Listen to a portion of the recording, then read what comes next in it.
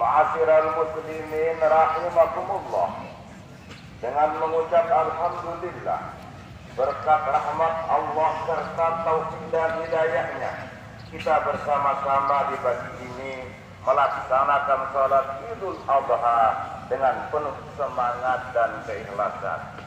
Adalah hari raya Idul Adha yang berhimpun padanya siar-siar ibadah, disebut juga sebagai Idul Haji atau Hari Raya Haji, karena di dalam sejarahnya sampai hari ini terkait dengan teknis dan masa pelaksanaan ibadah haji, seperti tawaf dan sa'i, dan cara melempar jumrah sampai pelaksanaannya pada bulan-bulan tertentu adalah merupakan tata cara yang diadopsi dari sejarah Nabi Ibrahim dan putranya Nabi Ismail alaihi wassalam. Itulah yang dimaksud dari sepotong firman Allah Ta'ala, Al-Hajju Ashhurul Ma'lumat. Artinya, haji itu dilaksanakan pada bulan-bulan tertentu, yakni Syawal, Zulqa'dah dan Zulhijjah. Dan dari sini pula muncul aturan pelaksanaan haji yang dikenal dengan istilah miqat zamani dan miqat makani. Begitu juga terkait dengan pembangunan Ka'bah oleh Nabi Ibrahim yang dijadikan kiblat istimewa bagi kaum muslimin. Betapa tidak, itulah rumah tua yang awet dan tahan lama, yang tidak lapuk dimakan zaman, tidak luluh lantak karena kadaluarsa, bahkan semakin lama semakin menakjubkan sebagai tanda-tanda kemahabesaran Allah. Benar apa yang difirmankannya dalam surat Al-Imran ayat 96 yang berbunyi, Inna awwala baitin wudi'a lin-nas lalladzi bi Bakkata mubarakan wa hudan lil alamin. Artinya, sesungguhnya rumah yang pertama kali untuk tempat ibadah manusia ialah Baitullah yang dimaksud, yang diberkahi dan menjadi petunjuk bagi semua manusia. Allahu Akbar, Allahu Akbar, Allahu Akbar. La ilaha illallah wallahu akbar. Allahu Akbar walillahil hamd. Maha besar Allah dan maha agung, tiada Tuhan melainkan Dia. Yang maha besar, baginya segala puja, puji dan sanjung. Ma'asyiral muslimin rahimakumullah, Idul Adha disebut juga Idul Nahri atau Idul Kurban karena dari peristiwa sejarah pengorbanan Nabi Allah Ibrahim dan putranya Ismaillah mulai dicanangkan ibadah kurban menjadi suatu ajaran mulia agama Islam. Itulah yang dimaksudkan dalam firman-Nya, Fasholli li rabbika wanhar. Maka dirikanlah salat karena Tuhanmu dan berkurbanlah. Allahu Akbar walillahil hamd. Selanjutnya mari kita renungkan cerita Al-Quran tentang awal bulan kisah kurban Nabi Ibrahim dan Nabi Ismail yang penuh rasa hari itu agar kita mendapat hikmah yang terselip di balik kisah nyata tersebut. Pada surat As-Saffat difirmankan, wa qala inni dahijun ila rabbi sayahdi rabbi habli minas salihin fabassarnahu bi ghulamin halim falamma balagha ma'ahu as-sa'y qala ya bunayya inni ara fil manam anni asbahuka fanzur madza tara qala ya abati if'al ma tu'mar satajiduni insyaallah minas sabirin. Artinya, sesungguhnya aku akan pergi menghadap Tuhanku, niscaya Dia akan memberiku petunjuk. Ya Tuhanku, anugerahkanlah kepadaku anak-anak yang saleh. Maka Allah memberinya kabar gembira dengan seorang anak yang amat sabar, yang di saat anak itu menanjak mulai remaja dan dia tampan, lembut, elok dan lincah. Ibrahim berkata, hai anakku, sesungguhnya aku melihat dalam mimpiku bahwa aku menyembelihmu, maka pikirkanlah apa pendapatmu. Ismail menjawab, hai bapakku, kerjakanlah apa yang diperintahkan Tuhanmu. Insya Allah ayah akan mendapatiku menjadi orang yang sabar. Allahu Akbar walillahil hamd. Pada cerita singkat Al-Quran di atas tersirat dari doa Nabi Ibrahim betapa ia mendambakan seorang anak saleh sebagai generasi penerusnya yang akan menjadi hiasan rumah tangga, buah hati, belahan jantung, pelipur lara di saat-saat usia mulai senja. Generasi penerus perjuangannya membela kalimat tauhid, takmir dan takbir. Maka dikaruniailah seorang Ismail, satu-satunya putra beliau, tiada duanya saat itu. Dididiknya, dibinanya, dan dikadar segenap daya upaya hingga menjadi anak yang saleh, sabar dengan iman yang berkualitas, yang lulus memuaskan dengan jawaban pasrah dan tawakal sebagai pembelian pada suatu ujian yang sangat berat, yakni ujian kurban. Sekaligus ia akan menjadi korban. Inna hadza lahwal bala'ul mubin. Sesungguhnya inilah ujian yang nyata sangat berat. Itulah Ismail yang telah sukses sebagai seorang nabi.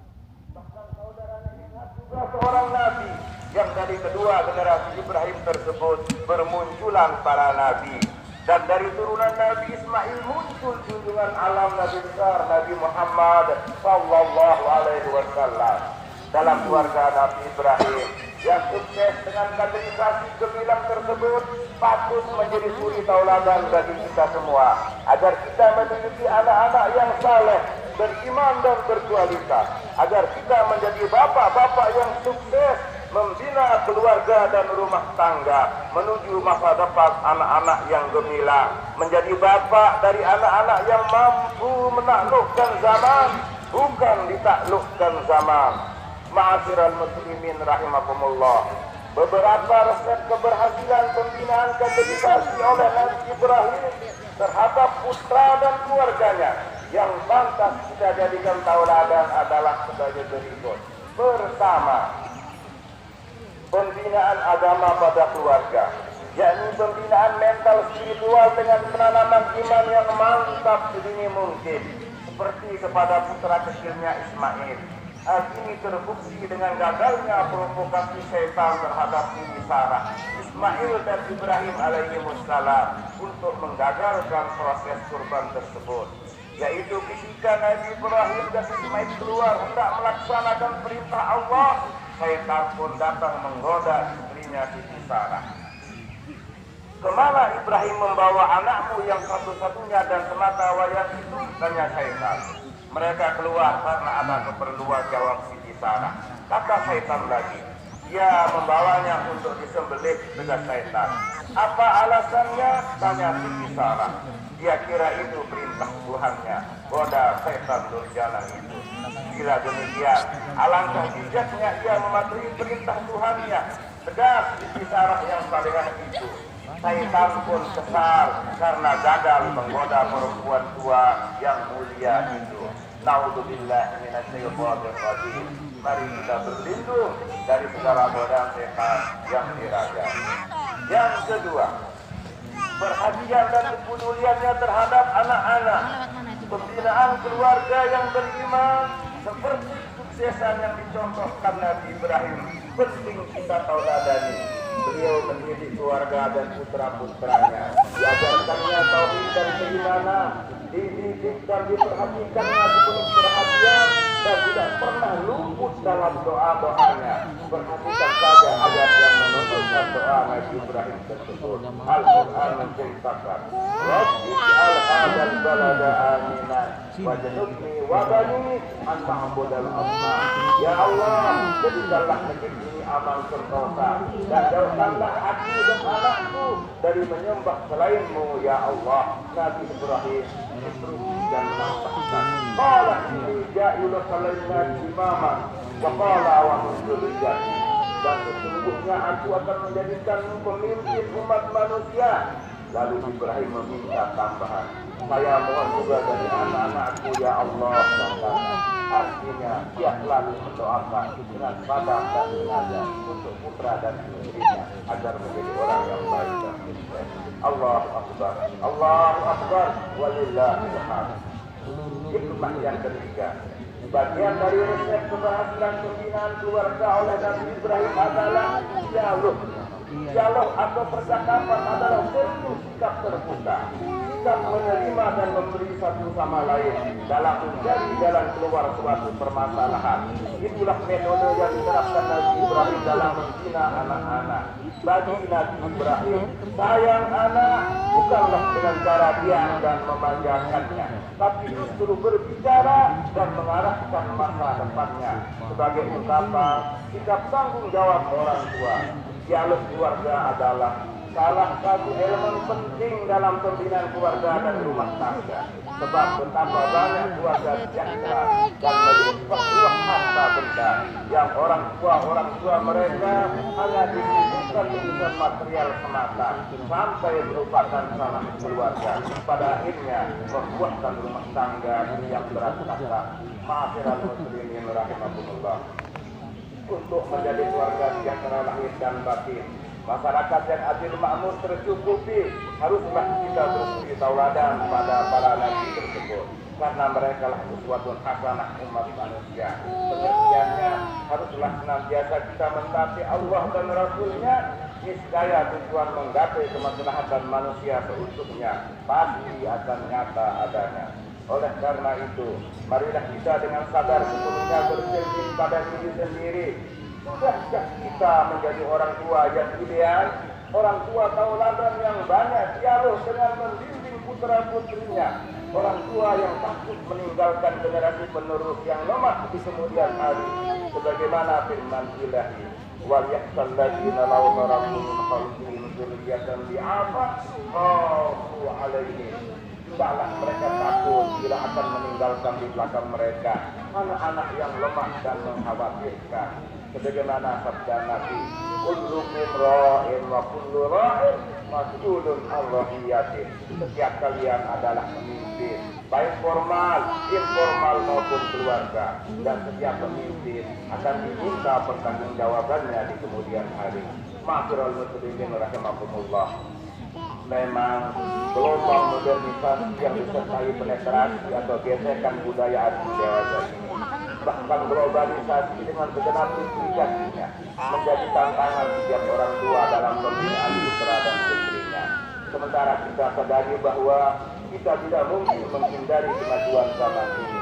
Oleh karenanya, setiap orang tua dituntut guna mampu menata rumah tangganya seefektif mungkin. Pembinaan terhadap putra putri sejak dini yang berkesinambungan dengan pola pembinaan yang islami sesuai pesan-pesan agama yang mulia ini, seperti pendidikan Al-Quran sejak dini, pengarahan budi pekerti yang terpuji, baik perilaku, tutur kata, sampai pendidikan apa niat yang bersahaja, wajah dan sopan. Bila kita selalu berkegiatan pembinaan rumah tangga ini, daya lambat laut kita akan menyaksikan tampilan masyarakat yang arif dan berhubung, yang sejahtera lahir dan batin. Ya Allah, ampunilah dosa kami, lindungilah kami, anak-anak kami, keluarga kami, masyarakat kami, bangsa dan negara kami dari fitnah zaman dan godaan. Ya Allah, kokohkanlah iman kami, petunjukilah kami semua, masyarakat kami semua, pemimpin kami semua, menuju jalanmu yang benar, jalan yang kau ridhai, jalan menuju rahmat dan kasih sayangmu. Ya Allah, berikanlah tempat wilayah kami di khususnya Bali dan Indonesia pada umumnya menjadi negeri yang aman, damai, adil, makmur, sentosa, guna agama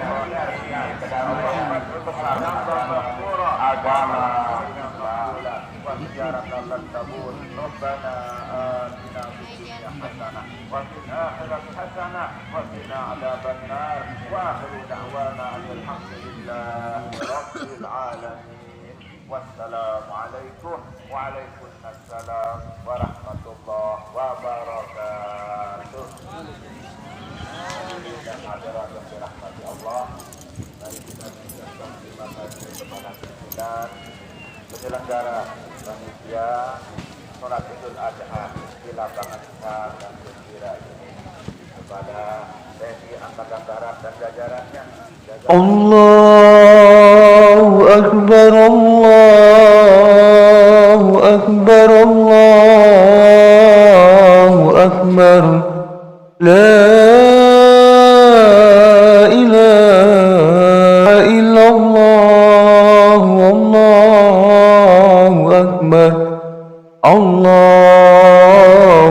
أكبر ولله الحمد.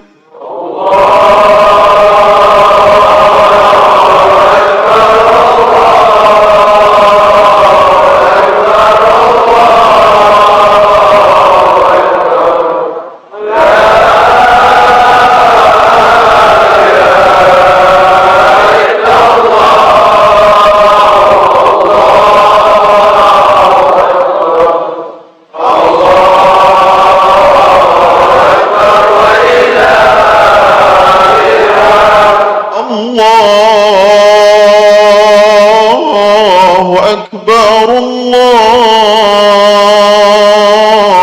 أكبر لله الحمد.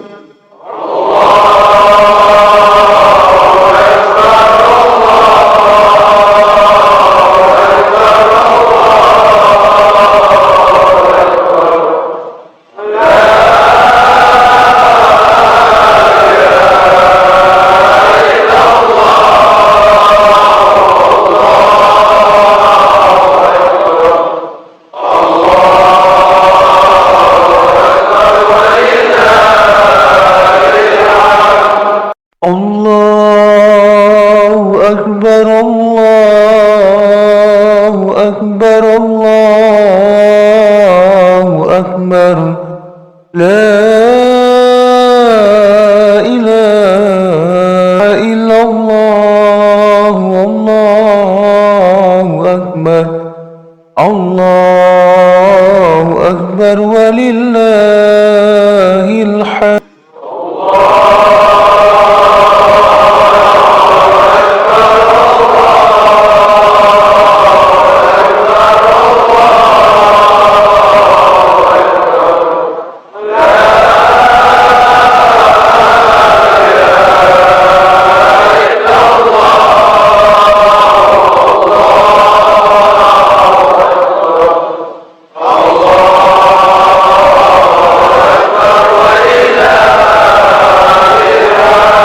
الله أكبر الله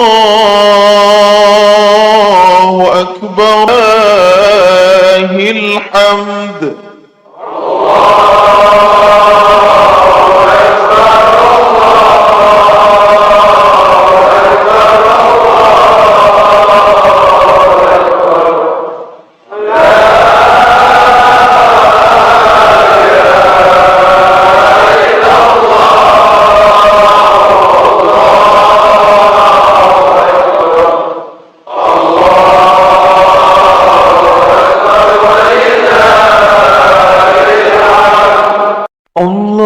الله أكبر الله أكبر الله أكبر لا إله إلا الله والله أكبر الله أكبر ولله الحمد.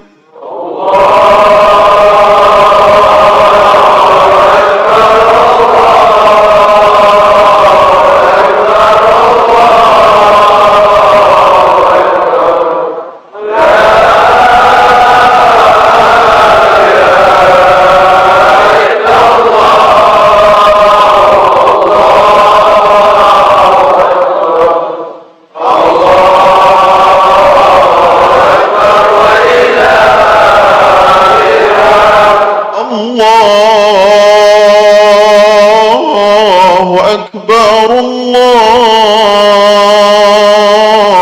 أكبر لله الحمد.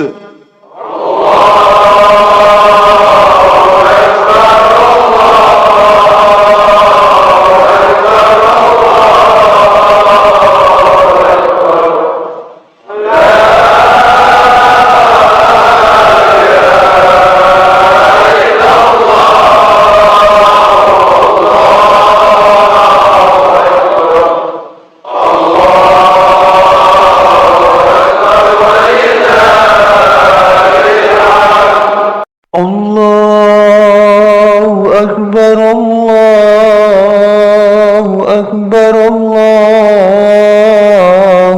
أكبر لا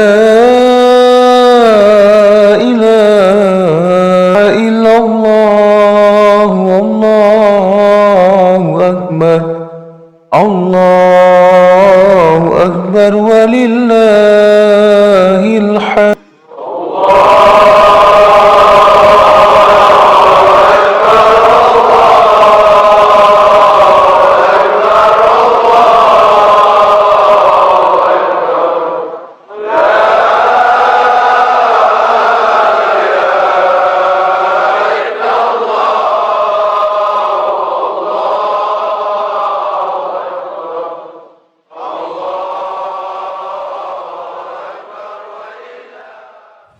Allahu Akbar, Allahu Akbar, Allahu Akbar, Allahu Akbar, Allahu Akbar, Allahu Akbar. Sahabat YouTuber, kembali lagi di channel kita. Alhamdulillah ya, Pankoma sudah melaksanakan sholat Idul Adha di lapangan 741. Sini lapangan 741 di Kute ya, Kute Tuban 741. Alhamdulillah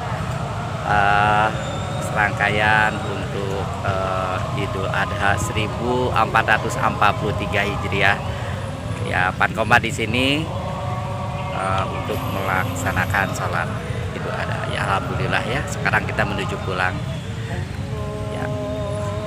Semoga apa yang kita dilakukan untuk puasa Dzulhijjah 89 atau dari 1 sampai 9, semoga bisa menjadikan penghapus dosa-dosa kita, menambah keyakinan, keimanan kita dan ketakwaan kita, khususnya adalah berkurban ya. Apa yang kita dimiliki kita harus mengena kepada orang yang wajib kita diberikan santunan ya, keimanan kita. Sampai ketemu lagi di konten yang lebih menarik lagi dengan MyDis channel Pankoma. Wabillahi taufiq wal hidayah. Wassalamualaikum warahmatullahi wabarakatuh.